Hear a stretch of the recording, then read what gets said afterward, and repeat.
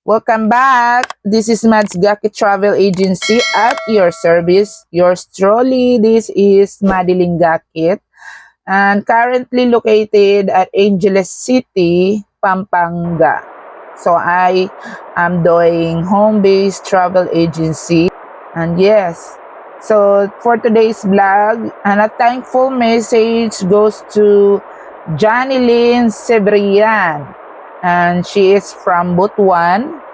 And she is always my regular client. Galing pa lang to siya dito last, kailan ba to? Tingnan natin ha. Few weeks ago. If hindi ako nagkamali. Nagpabook pa lang to siya sa akin. Okay. From Johnny Lynn Cibrian. Destiny.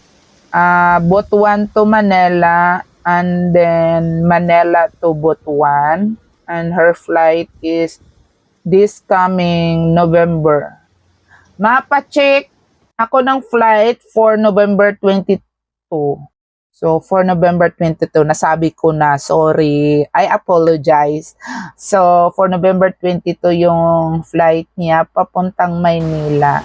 And then, pabalik niya, gusto niya, pwede bang mga alas 3 or alas 4 ng hapon, sabi niya, yung flight papunta dito. Sabi ko, mayroon bang baggage o wala? Wala man, yung free lang.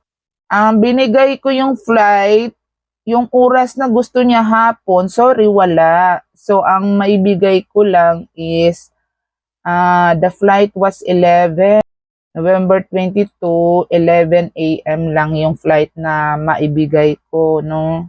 Ito, so binook ko muna yung papunta doon, yung return flight niya kasi hinahabol namin yung seat. So siya, nag-required kasi yung boyfriend niya na fiancé niya ng kailangan may purchase na upuan. So regarding of this, binubook ko to direct to airline kasi kapag binook ko siya sa system namin, hindi naman ako makakapili ng upuan.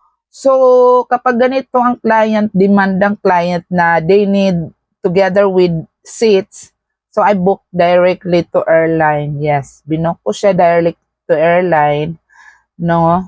Para ma-book ko siya kasama yung upuan. Kasi gusto niya, ang fiancé niya, magkatabi sila, syempre, no? So, para pag-book din ng fiancé niya, he will purchase also together with the seats para magkatabi sila. Ayan, sabi niya, yung seat ko daw, walang katabi para si Daniel mag-book nun para tabi kami. So, yes, as my client demand, so, since babayaran naman nila yung upuan, why not, di ba? Sabi ko sa kanya, wait mo lang, so then it goes smoothly, ayun na, and then binook ko na lahat-lahat. The booking is successful. So, she sent already the payment via GCash. As always, lahat talaga ng mga client ko, malayo sila, they use GCash. May nag-message sa akin iba. Teka lang ha, Ma'am Joyce, Javier, I'm in the middle of vlogging for a thankful message. I will reply you after this. Okay, so thank you so much, Inday Janelyn Sebrian, as always sa pag-trust sa akin ng booking. And thank you for everything. Sana magkaroon tayo ng magandang weather sa pag-flight mo and no inconvenience. Please be there in the airport. As I always mention, 3 hours before departure. Sinabi kong 3 hours kasi some people is a Filipino time. So pag sinabi ko na 2 hours before the departure, dumarating sila late na. So, mas maiging sabihin ko ng 3 hours, kung mag-late naman sila pumunta doon, at least they have 1 hour's advance, diba? So, kung malate sila, at least they would be there like 2 hours before the flight, which the require of airline, no?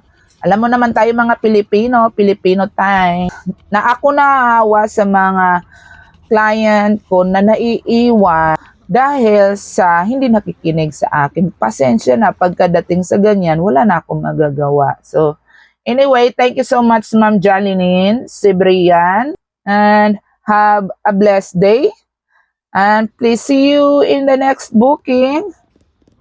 Please follow my page at Facebook, Mads Gakit Travel Agency. Go to my TikTok and Instagram. Please like and share. Give love to everyone. Thank you so much. Have a blessed day.